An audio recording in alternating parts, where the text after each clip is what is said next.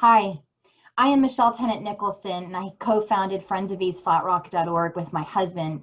We live 1,100 feet from the proposed asphalt plant and have concerns about our bees and our chickens. And today we held an online rally with friendsofeastflatrock.org so that the press could meet the core members of Friends of East Flat Rock and understand what we've been through the last 4 months. It's in anticipation of October 1st. If you'd like to support us, you can go to our website, donate money for our legal cause, or you could actually come to the Henderson County Commissioners meeting, their public hearing at the Blue Ridge Community College, the Technical Conference Center, parking lot C or D, on Tuesday, October 1st, 2020, and support us. We're green, come, even if you disagree and you support the asphalt plant. It's what's important here is that the only thing that we've ever been committed to since June 4th, when we started this, was that we as a community here in Henderson County have civil discourse so that we can arrive at common ground for the growth of Henderson County. It's the only thing that matters here. We may not always agree. We may actually vehemently disagree. What's important is that we each have a voice as taxpayers so that our commissioners can hear what we have to say and then vote accordingly. And I know that from day one, I have asked all of the Republicans, Democrats, and independents who are part of Friends of East Flat Rock that they channel their inner Mr. Rogers before publicly speaking, so that we can have meaningful conversation without being in survival mode with lots of emotion. I don't know that from what I'm hearing, that hasn't always happened. From what I'm experiencing and reading in the files, because of the Public Information Act, we can actually see all the communications that are going to the planning board and the commissioners and so forth. And from what I've read, there's nothing inherently threatening. However, when people read something, we add our own emotions to that text. So I just want to remind everybody to do that next Thursday. We have a lot of elderly in our group, so there's going to be a diverse group of people from young to old, and we just want to make sure that everybody has a seat at the table. Now, I want to now segue into today's online rally. I forgot to turn the recorder on, so I turned it on right in the middle of Linda Bridges' address, but this is a way to kind of give you an introduction about what you're about to see. And so it's about an hour long, a little bit over an hour, but you're going to actually hear from many Friends of East Flat Rock participants. You're going to also see local artists donating their songs and their song lyrics. So thank you to Tom and Daniel for that. And you're also going to see our ads that have been running. So enjoy and be informed. And if you need anything, you can contact me through friendsofeastflatrock.org. Don't forget to click on the media coverage page and the donation page at our website so that you can see what the press is actually covering. And thank you, press, for doing your job so well. And then also the donation, if you'd like to see who's actually donated money toward the billboard that you see in my virtual screen right here, and other causes. Thank you so much. Her health and the well-being that she has in the life that she has there on ReDrive. I can go into great detail. I'm going to wait for that timer to kind of tell me what I need to do and how I need to say. But we are heavily invested in this area. I want to make that point, not only to you folks who probably don't need to know that point, but to others who are thinking about us as the 11,000 some odd people maybe not heavily invested in this area. I'm a daughter of the American Revolution, Ellen. I never thought I would join the DAR for a host of reasons, but because I wanted to honor my county and my ancestor, John Peter Corn. who fought in the Revolutionary War for Henderson County and for North Carolina, buried at the old Ebenezer Church, Baptist churchyard. And so my mother's family go back before the Revolutionary War in Henderson County, long-term residents. My father's family came from Scotland in 1840 to Buncombe County via Iona, the islands, and Argyll outside in the Hebrides of Scotland. So they moved to Henderson County off of Clear Creek Road in 1920. Mr. Rogers' neighborhood. It's a lovely place to be, and I'm doing all that I can to protect my heritage and my ancestry and the beautiful place of East Flat Rock. I'm with you all the way, and I will help us all channel Mr. Rogers. Thank you, Michelle. Thank you, and thank you for the spiritual leadership that you have done for this country. And she was former president of a seminary that I know very well from Louisville, Kentucky. And may our prayers be with our neighbors in Louisville, Kentucky, Linda. So yes. My mother wanted to go back to Louisville, but I encouraged her. First it was the pandemic, and now it's the protests. And one of the first and foremost, we want everybody to be safe. So WLOS, I see them participating. I'm glad because I forgot to put the recording on until Linda was speaking halfway, so I missed my entire speech. So I'll try to get maybe that recording later and then splice it together somehow. Doesn't matter, it's all good, right? So next up, I would like to have, and so I know, Linda, that you can only stay for a certain period of time. And so thank you for being here. Sure. And we understand that you're traveling this morning. Sure.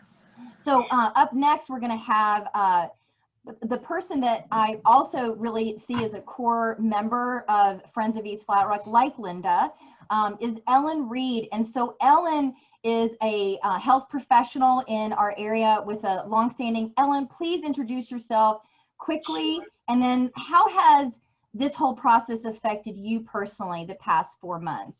And then there's your timer. I'll come in at the end. I might need that. There it is.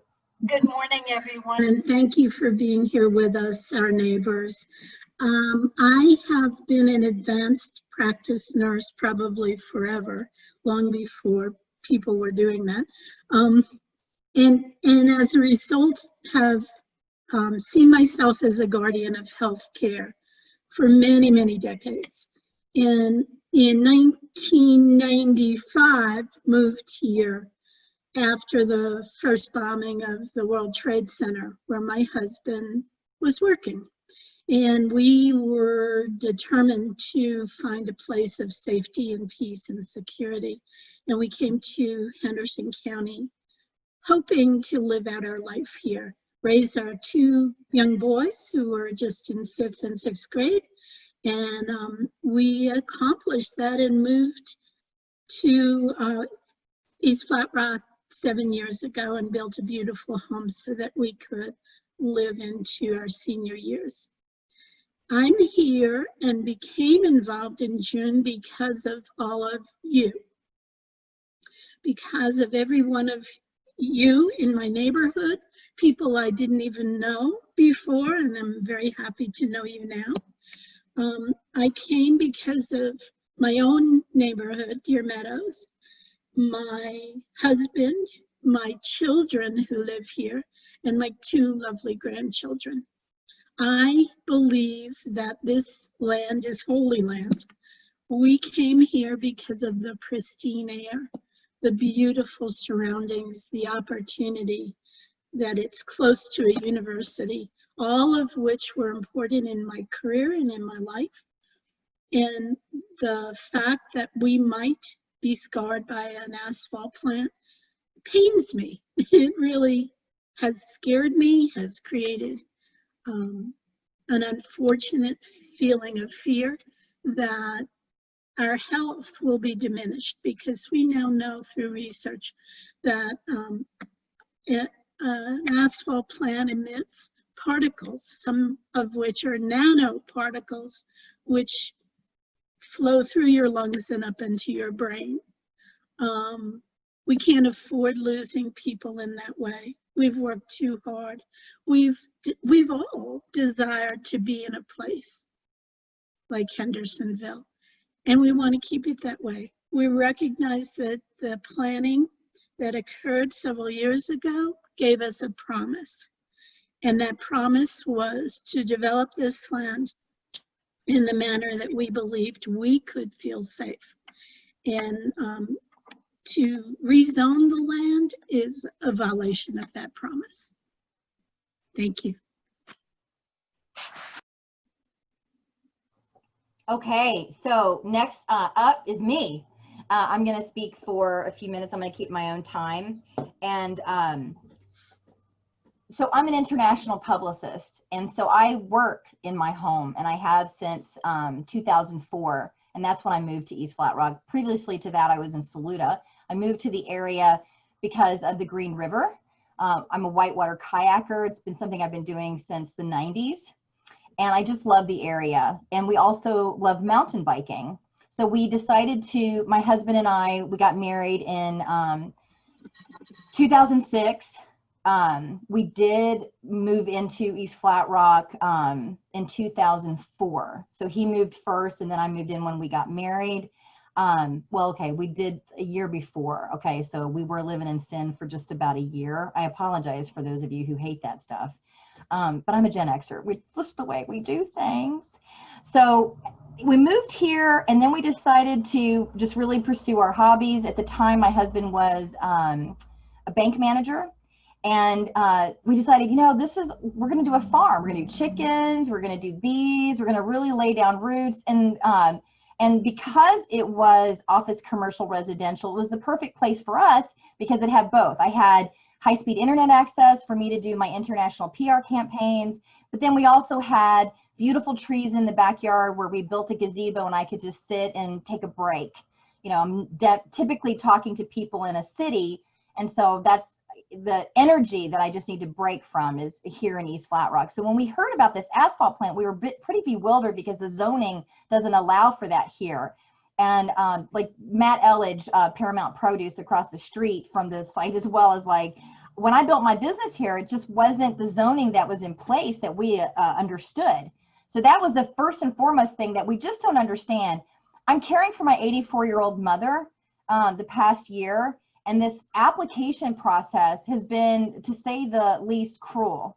I am happy, though, that I heard about it from a neighbor. There was one neighbor, it's just word of mouth that we learned about it. And if we hadn't spoken up as neighbors, we would only be learning about the process as of August 20th.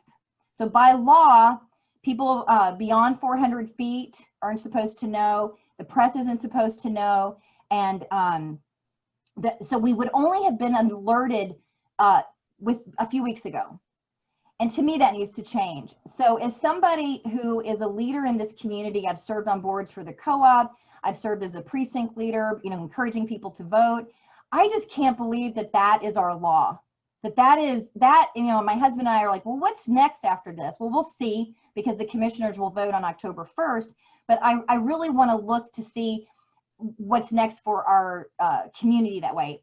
I have participated in the Henderson County and Flat Rock planning for several years now. I was at the schools, and I've even taken off work to go downtown and have been one of 3 citizens who've actually participated in that planning process. And so I'm a committed taxpayer who's very interested in growing this community in a way that works for all citizens.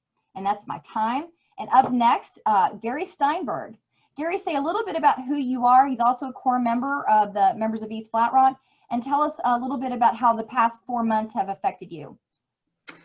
Hi, I'm a 22-year resident of Henderson County, and about 16 years or so in a home south of this proposed plant location.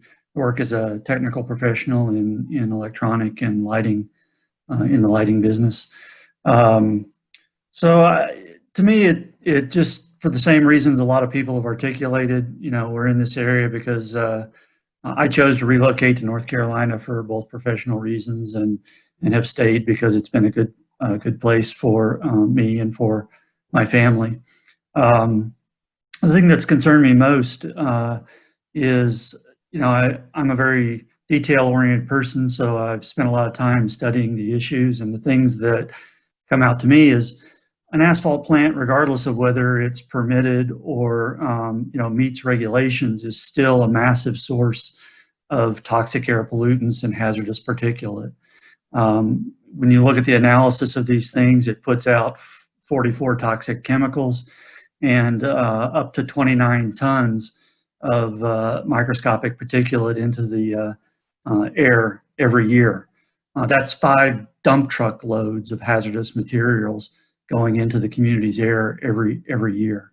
And part of why we're here, a lot of us are here, is we appreciate the environment, the community, and the quality of life that those things provide to us. So I've dived in to try and understand the technical sides of it and to support the organization with respect to what the impacts of that plant will actually be on the community.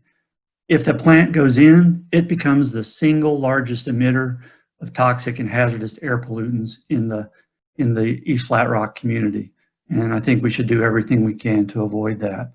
The last thing that strikes me with respect to this plant, when I look at what Henderson County's needs are, is it seems to be largely unneeded. Yes, it might be beneficial for the business owner, but making choices about zoning changes or conditional zoning permits really has to be based on a rationale where it provides an overwhelming benefit for the community. And the reality is that Henderson County already has 3 major asphalt plants in the county, and they're permitted to produce 950,000 tons of asphalt every year if they want to. The reality is that they're only producing about 25% of their permitted capacity. So even if they doubled production and supported the I-26 repaving, they would still only be operating at about 50% of their permitted capacity. So that really says to me that there's no reason for Henderson County or the commissioners to make a decision to provide a conditional zoning permit for additional asphalt production capacity in the county when we're already oversupplied. So that's my point. And thank you for my Mr. Rogers reminder. It's kind of hard, when you have the photos in the background, so it can be completely missing, right? It's just a little, it's not a solid, right? But if I do like this, then I guess you can still see it, right? All right. Yep. Up next is Shane Benedict. So Shane, you want to tell us a little bit about who you are? One of my dear friends in the Whitewater community, and I also just want to do a shout out that early on that first week, Shane and I could have not done what we've done without you. So thank you, and please tell us how it's all affected you in the past 4 months. My name's Shane Benedict, and I've been actually kayaking on the Green River and in the game lands, hanging out in the game lands for 30 years. Started coming up here in 1990. And a group of friends of mine and I paddled here every weekend. We would come up to the green and paddle, and it became the place we wanted to be. And later, so 10 years later, so 20 years ago, this group of friends and I got together and we wanted to start a kayak company. We were just rabid kayakers, and we all pulled together, and we knew the place that we wanted to start this company was in Hendersonville, near the Green River. And we were a small company, just getting started. And the crazy thing about that is that I have traveled all over the world kayaking. I've been to Nepal and Costa Rica and Japan and into Asia and all these different places. But I specifically chose this place because of how incredibly valuable it is, and what a spectacular paddling it is, what spectacular paddling it is, and also what a beautiful area the game lands is. And when we moved up here, I was looking for a house, and I stumbled into the Lakemont neighborhood, and I was talking to the owner of the house that was selling, and she goes, there's also a trail down to some river from this house. and there was a trail down to the Green River from the house that I ended up buying at Lake. And I was like, okay, sold, I'm in. And that, I mean, that shows how powerful that place is to me, is that, you know, I've seen rivers die. I've seen rivers become polluted. I've seen rivers be dammed. And it's sad. It's like losing, you know, you lose a piece of your heart, you know, you lose a piece of the world. And I hate the idea that we may lose that here, or it may be damaged. The other part of this, you know, that's a very personal part of it. The other part of this is that we did bring a company here. Our company was in the same position as Mr. Shipman's business at Southeast Asphalt. We were buying our products from somebody else that was making them. We were struggling with those same things of trying to find the margins and trying to figure out how we could make our business grow. And we went through many years of trying to sort that out. And finally, we were able to organize something. We had a lot of help from Henderson County Partnership of Economic Development to finally find a place where we could build our business. We found a building that matched up to industrial zoning, so we could move our business in, bring in our own production. And it's just the fact that we worked through that process, which is something that SE Asphalt's going to have to do. You know, we now make thousands of kayaks, and we have the right spot. And I think that this spot is not the correct spot for SE Asphalt. And that's just how I feel, just against that rezoning. Thank you. Thank you, Shane. So up next are, so inside the law, only neighbors within 400 feet were to be notified for June 8th's neighborhood compatibility meeting, which is on YouTube if you want to see it. It's quite telling. It ran for 4 hours thanks to the neighbors, but the neighbors didn't know about it until we actually told the press. So I want to publicly acknowledge the press for all the great coverage that they've done on this. On both, I think that they've really established not only the community's opinions, but also SE Asphalt's opinions. And that's what we want in good journalism, right? So, but this next group, the core members, are within the 400 feet. They would have been pretty much the ones that were notified, and the rest of us wouldn't have been notified. So living even 1,100 feet from the proposed site, I wouldn't have known about it till the 1st of September by law. So let me introduce the Guerin family, and this is Terry and Clyde Guerin. Hello. How are you? We don't have our whole family here today, but behind us you can see where the smoke is coming up. You can see where the asphalt plant would be located out our back window. And we did receive that letter earlier this year, and when we did, we were pretty devastated to think that something like that could happen. I mean, we are, of course, running parallel with this property.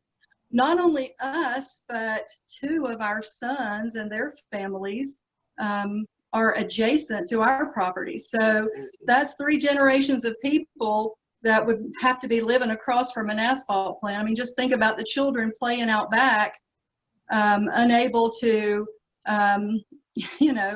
play without smoke and dust and ash all over them and going into their lungs. You know, when we homeschool here, we're here all the time, so they're going to be exposed constantly. So this asphalt plant is definitely something that would be detrimental to us, and we're not happy about it, of course. And anything in this community that's opposed to the progress that was developed in the East Flat Rock plan, is wrong. And we want to stand up for our community. We want to be good citizens. We're thankful for the Friends of East Flat Rock who came along and gave us a voice to be heard, because that's what you have to have, is a voice, so that people can understand, this is going to hurt me. It's going to hurt our family. And we have certainly been very busy. It's caused us to juggle already busy lives to include opposing an asphalt plant. So So we'll be glad when October 1st comes and this is behind us. Tell me, talk a little bit about this photo behind you, because there's a lot of plumes already coming up. What are we seeing there? It looks like Mr. Shipman has been doing some burning of brush or something on the land. Yeah, he had went in on the land and he's starting to cut down all the trees and piling them up, and he's starting to burn it. Well, also them bulldozers in there and all the other stuff from our yard, we can hear all that noise, and we can hear him chainsawing down there and cutting the trees down. And then he starts a big fire and it burns for days on end, and everybody's getting that smell around them from this stuff. So it's a prelude to what could happen. Yeah. Definitely. Does it concern you, as you know, somebody who chose this property based on the zoning that was in existence at the time that you chose the property, that now it could be undermined for your family's legacy? Absolutely. Oh, yes. We've lived in East Flat Rock for over 40 years, but we have lived here for nearly 15. And you know, not at one time did we believe that something like this was going to be put up across the street from us. I mean, a very hazardous industry that could be just directly across from our home, one that we could never escape from. I mean, we can't reposition ourselves. We can't just pick up and move away that easily. So, I mean, you know, if I had known that something like this was going to be in the neighborhood, I would never have moved here. No. Let me say one more thing that people may not know, because Clyde, you actually are an employee over at General Electric and they oppose it. Can you say a little bit about that? Not on behalf of the company, but this is just your observations as an employee. Well, funny thing you mentioned that, because just the other day there was no wind blowing or anything like that. He had his bonfire going. Inside of the factory, you could smell all of the smoke, and they had to cut fans on just to start pulling the smoke out. And that's the reason they're concerned about it, and they don't want it because they know the fumes will settle within the factory and it'll cause everybody to be sick. And that's the reason they're against this, and that's the reason they called and let everybody know that they're against it. And just from the smoke, with no wind, that put our point right there where you could smell it all. And so the other thing that I want to ask is, one of the things that I was told when we first started doing research is that asphalt plants aren't allowed near schools. And of course, Hillendale is just over a mile, and the rule is a mile. It's just over a mile. But you all have a recognized state homeschool. Tell us a little bit about that designation, because I think that when we're looking at children and the law that exists for asphalt plants and how close they can be to children, to me, the fact that you're registered with North Carolina counts. What are your opinions on that? Well, it counts for me too, but when I investigated this with our planning department, I was told that to be counted as a school, or for them to recognize that there's real children there, it has to be a primary use of the facility. So regardless that we probably have many virtual learners now, but we have other homeschools in the area, we can't get recognized as being important enough not to put an asphalt plant across the road from our facility. I'm giving, of course, the Guerin family a little extra time because there's just so much with how close they are in the legacy that affects them. So we're going to get to Andrea and Will in just a second. I'm going to attempt to share my screen and show an ad that we developed with the Guerin kids. That is the basis of our campaign that's behind Ellen's head. One of these things is not like the other. Wish me luck. Let's see if I can do this. Okay, let's see if I'm supposed to, let's see if I can get you guys, hold on. I've got to be able to share my advanced sharing. Hold on. Multiple thing, all participants. Okay, I'm looking for my thing so that you all can hear it.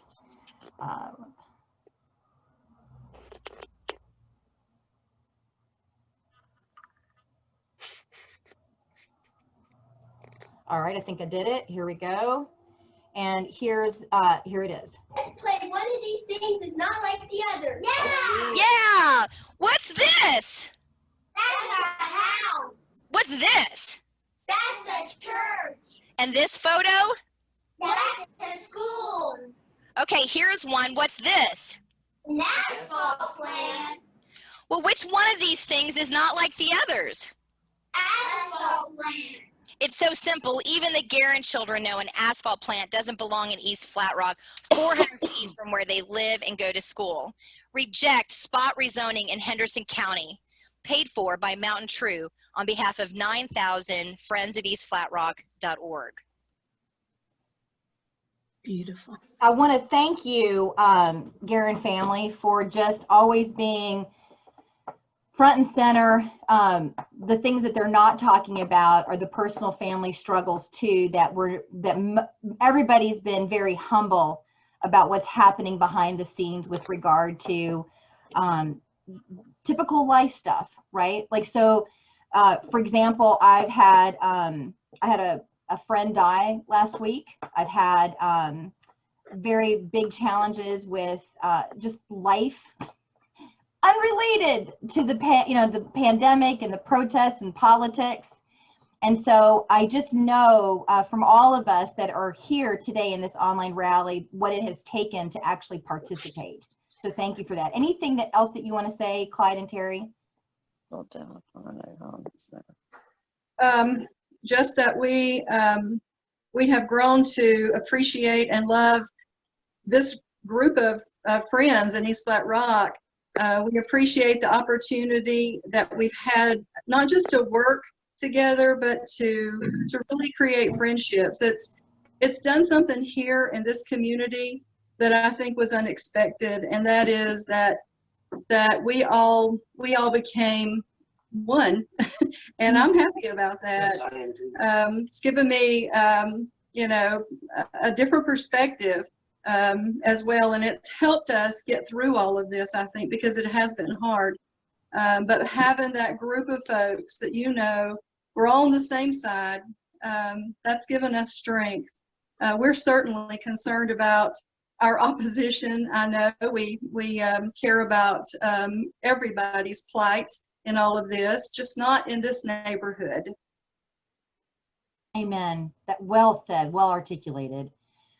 Yes, and I have promised that we will do a barbecue when this is all over, and everybody brings their best potato salad, and it has to have Duke mayo. I mean, I typically use organic mayo, but for this one, it's going to be Duke.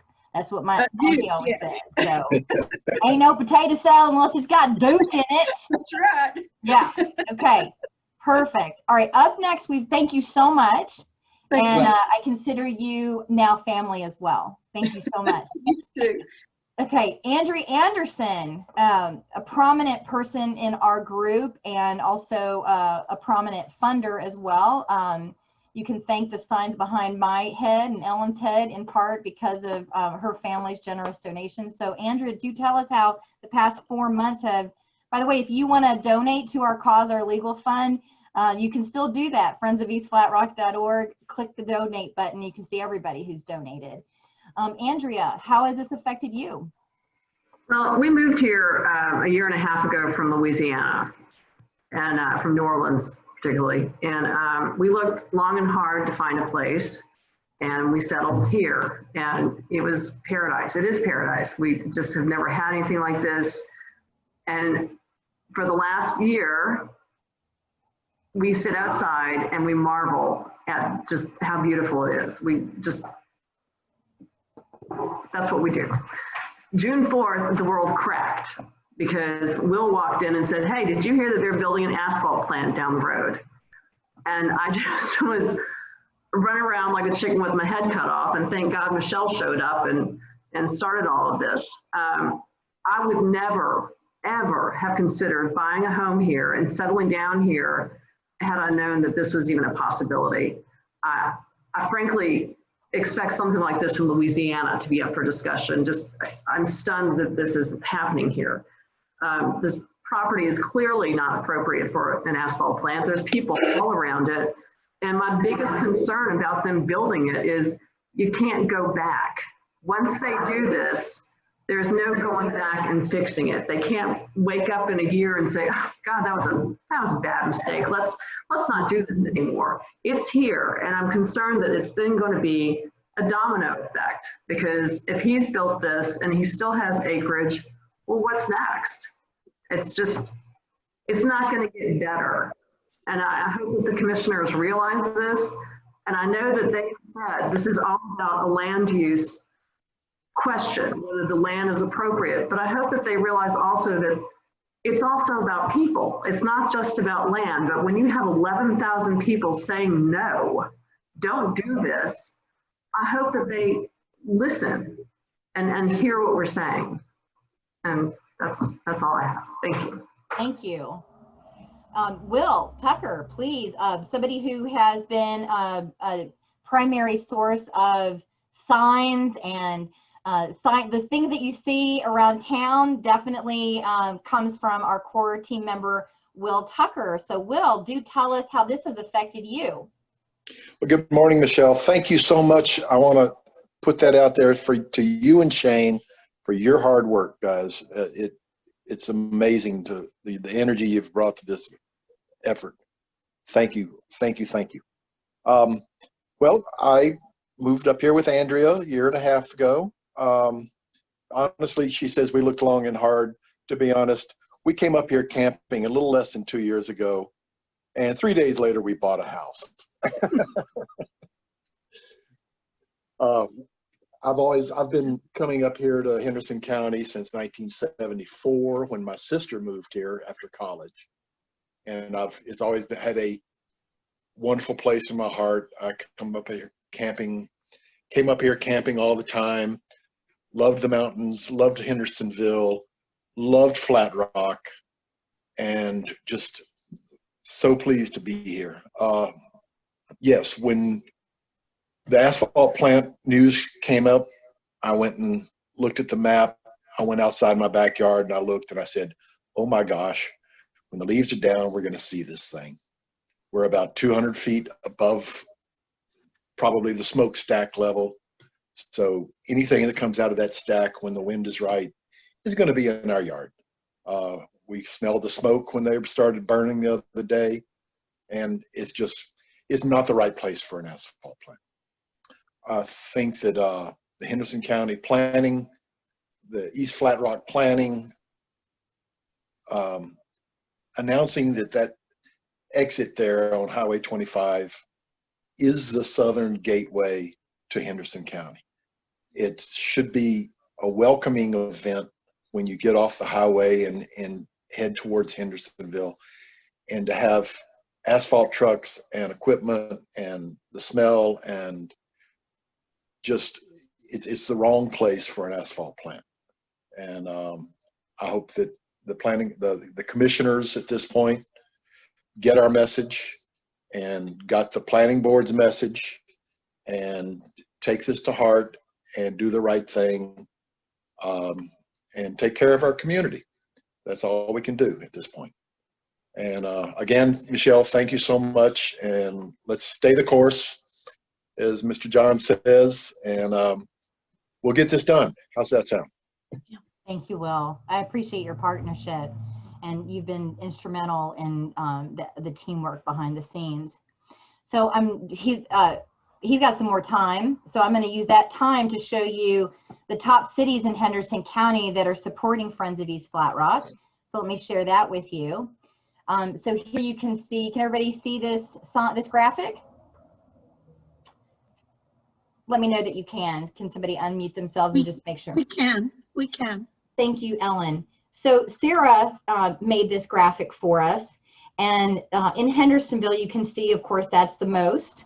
And then the breakdown in Flat Rock, Asheville, Saluda, East Flat Rock, Zirconia, and Brevard.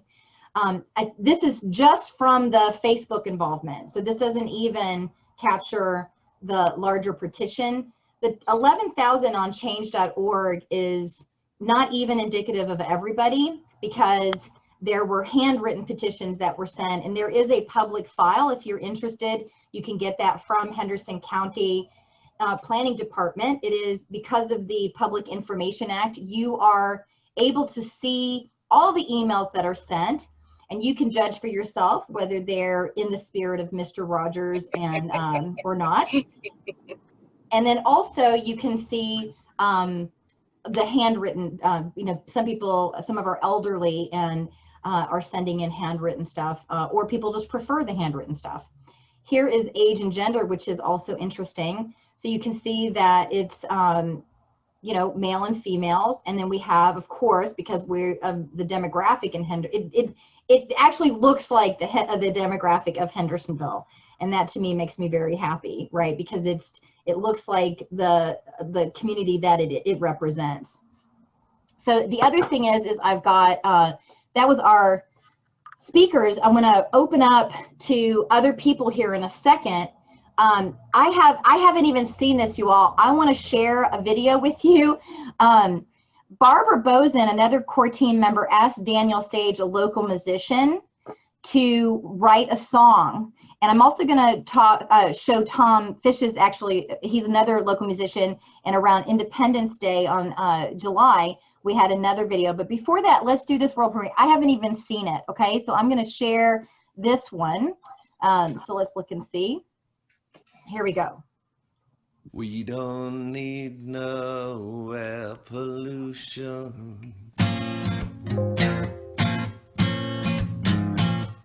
We don't need no asphalt fumes. No toxic emissions in the neighborhood. Leave us and our kids alone.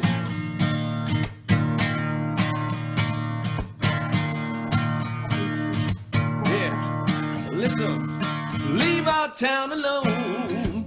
The asphalt plant.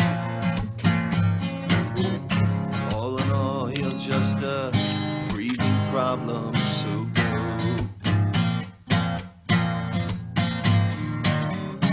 All in all, you're just a health hazard, so go.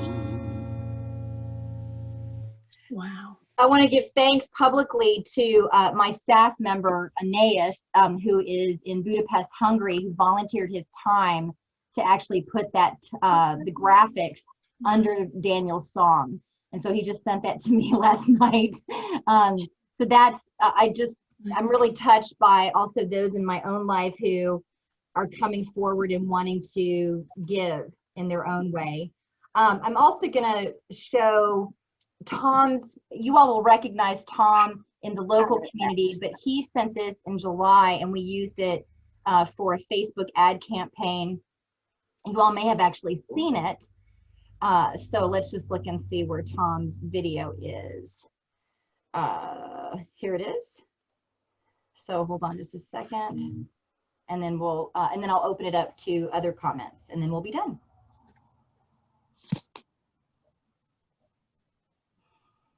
Tom Fisch, if you know him, he's also local like Daniel is. This land is your land. This land is my land. From California to the New York Island, from the Redwood Forest to the Gulf Stream waters. Oops. He's a local musician. We have that's definitely an internet connection issue, not Tom. It's on Facebook. I'm not quite sure. Hold on just a second. Let me see if I can't, let's see what it's telling me. Unusual since I have really high. Okay, one more try. Here we go. We'll see. I love her, she's good. I'll put it on the Facebook page again after so everybody has it live. This land was made for you and me. In East Flat Rock, trees are growing Streams are rippling and Mother Nature's glowing. The last thing we need is that asphalt flowing.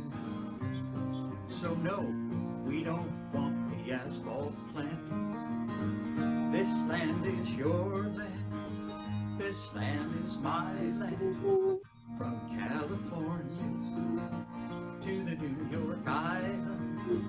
From the Redwood Forest to the Gulf Stream waters. This land was made for you and me. Oh, this land was made for you and me. Sounds like better let her go. And the media's in it. So those are remarkable, right? And they will be. This one is already on our YouTube channel, Friends of East Flat Rock YouTube channel. You can get it at friendsofeastflatrock.org. In the upper left-hand corner, you will see a link to it. I also want to give you in this our statement of opposition that was so generously put together by Gary, whom you heard earlier, and a core team surrounding Gary, including many of those who are on the call today, or the online rally today. Let me just share with you a little bit about the site if you're just now getting acquainted with us. Here is our YouTube channel. You can go to the website and see our YouTube channel here, including generous drone footage from Sarah. And we also have other artists like Tim Culverson, who is often in a plane and doing aerial footage for us. You can also see the Facebook page here and close to 2,000 people participating. And like I said, all voices are welcome. And sometimes those voices are not as eloquent as others, and that is okay. We just want to have everybody welcome at the table. We've got 5 days left before the public hearing. And so if you want to come and support us, please do on October 1st. Maybe you feel the other way and you actually want to support SC Asphalt. That is okay. This is a civil discourse so that we can find common ground. And then also here you can sign the petition, and you'll see that today the petition is signed by 11,279 people. People say that we're not local. We are definitely local. And my suspicion, the reason why that is so high, when you look at, I can actually look at the zip codes. Most are local, right? So they're Henderson County, Buncombe County, Polk. Now, beyond that, we've got people who grew up here and went to camp here. And there's just, the camp industry is just distraught. We have in the top 5 of the most concentrated camps and we'll be speaking on the first with our camp people. Were busy today, naturally, because they have camps to run and so forth. But that's part of the reason why this is so large. And also the whitewater community, mountain bikers, kayakers, anglers, those who actually come here to recreate is also who you're going to be seeing on this, okay? People who have an invested interest, either directly they live here or they come here to recreate here. I want to now, I'm going to be putting in the chat the statement of opposition. Gary, before I do that, do you want to say anything about it? Gary's good.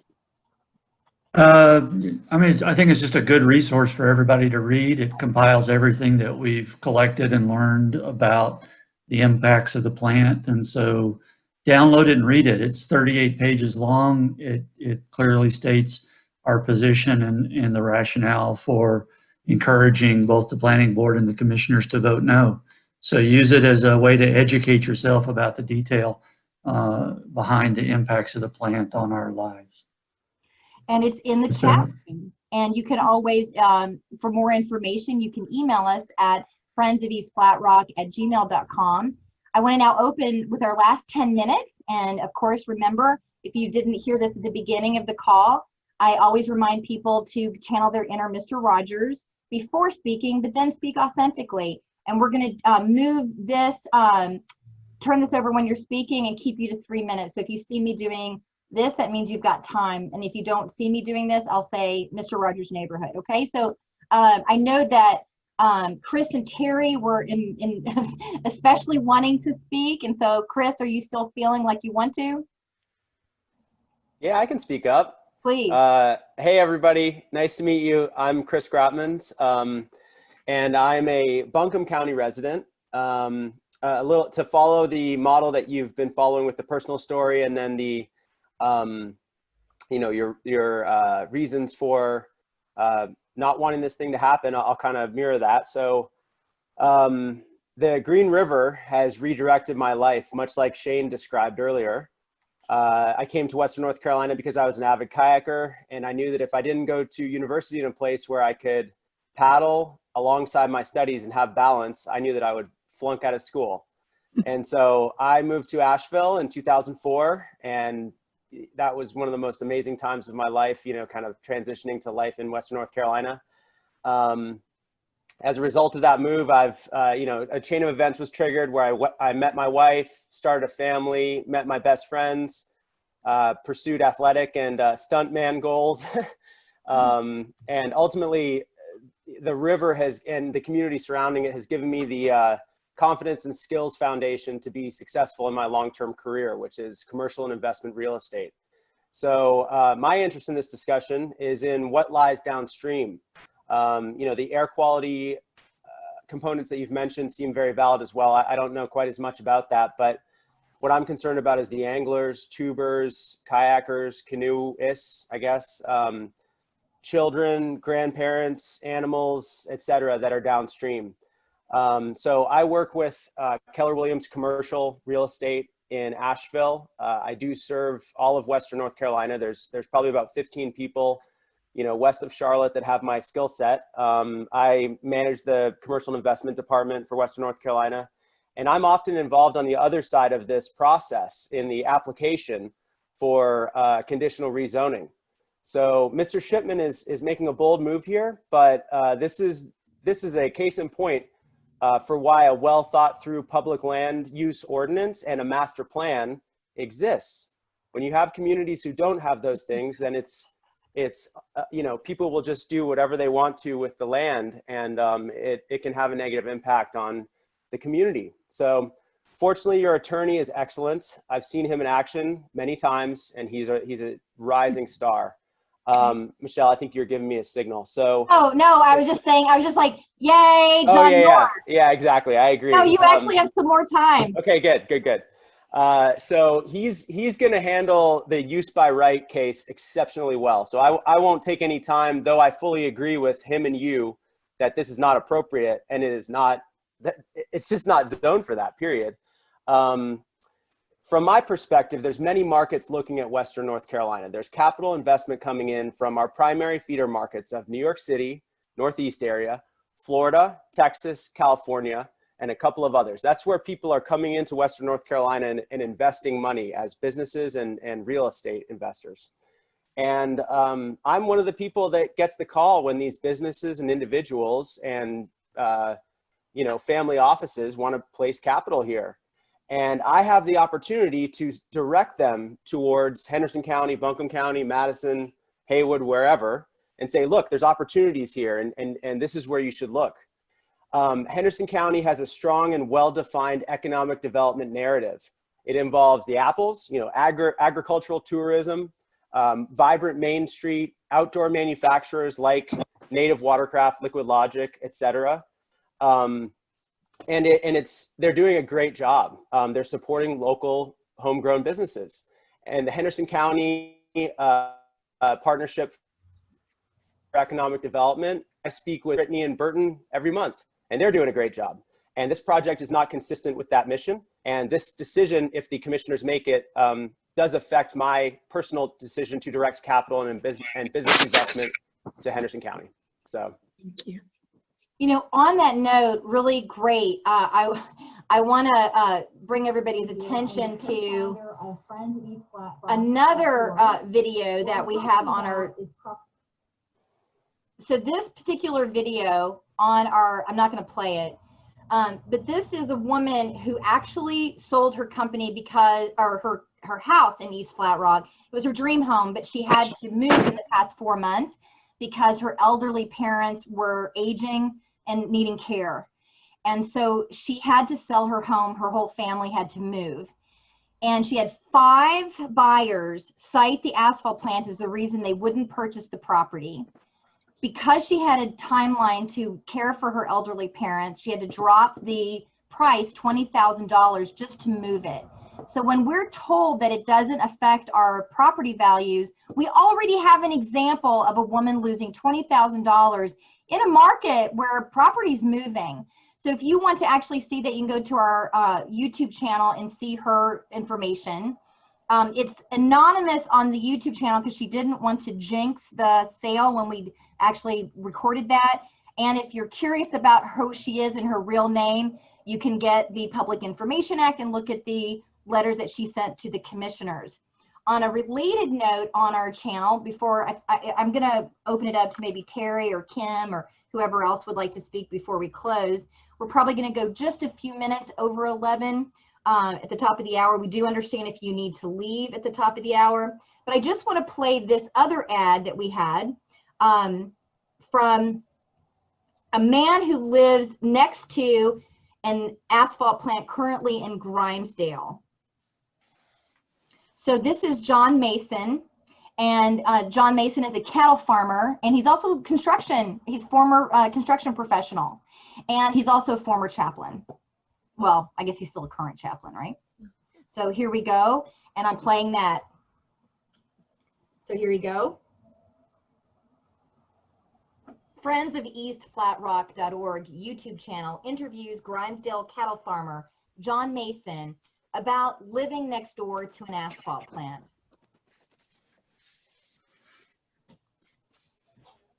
Oh, I got to get you the, hold on a second. That was the first part.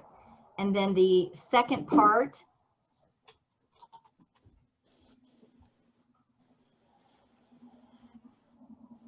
Terry and Kim, are you going to actually speak? Do you want to speak this morning? There's some of our other core team members.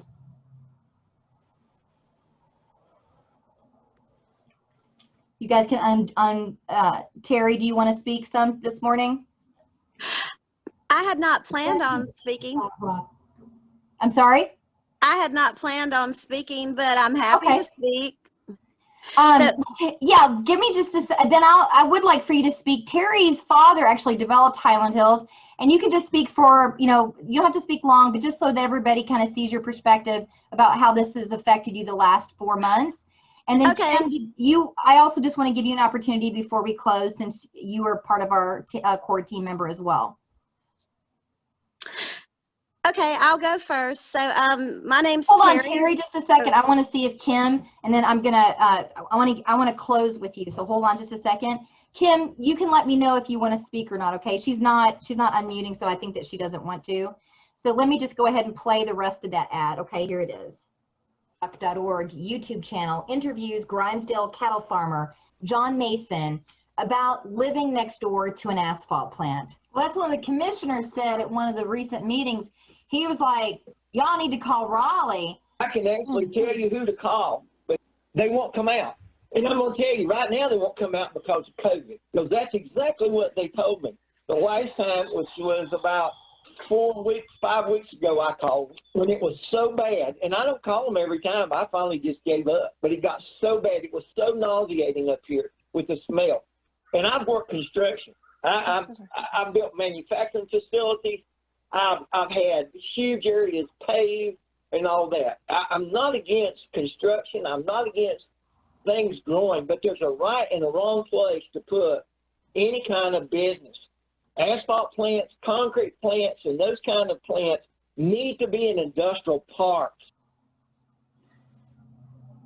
So there's a longer video with John Mason that you can actually see on the YouTube video.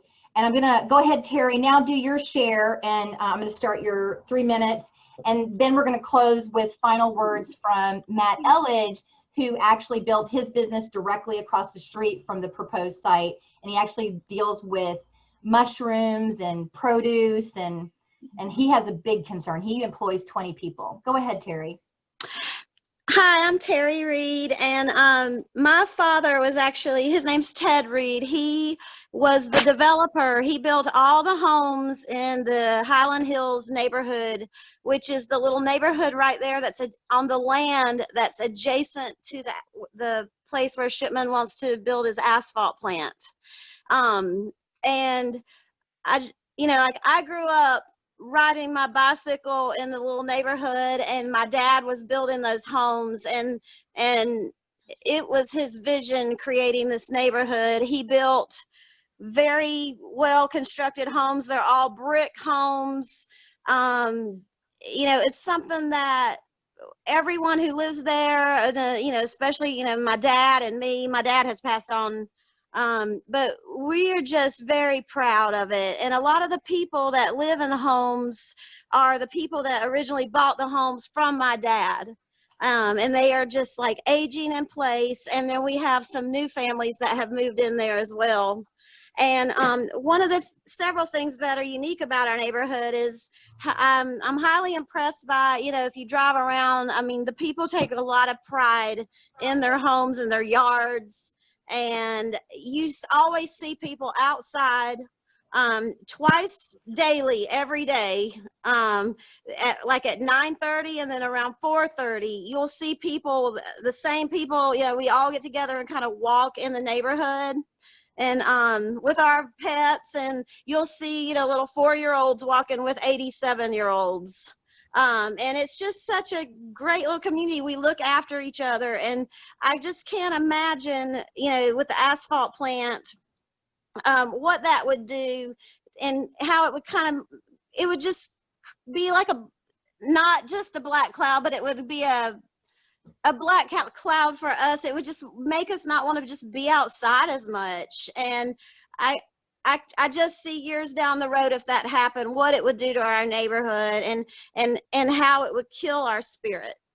Yeah. And that makes me cry every time that I say this. So, you know, from the bottom of my heart, we've got to stop this. When we first got the news, I drove around to the other 3 existing asphalt plant sites. And one thing I did notice is that none of them are built on land that's actually adjacent, right on top of a residential neighborhood. None of them. And, you know, this is just unheard of. I can't imagine it passing. I hope that the commissioners are on our side, and I'm trying my best to make that happen. So that's really all I had to say. Thank you, Terry. Mm-hmm. Yes, and even the Statesville, North Carolina, that SC Asphalt spokespeople from Aztec have cited as an exemplary site that would be similar to the one that would go in here.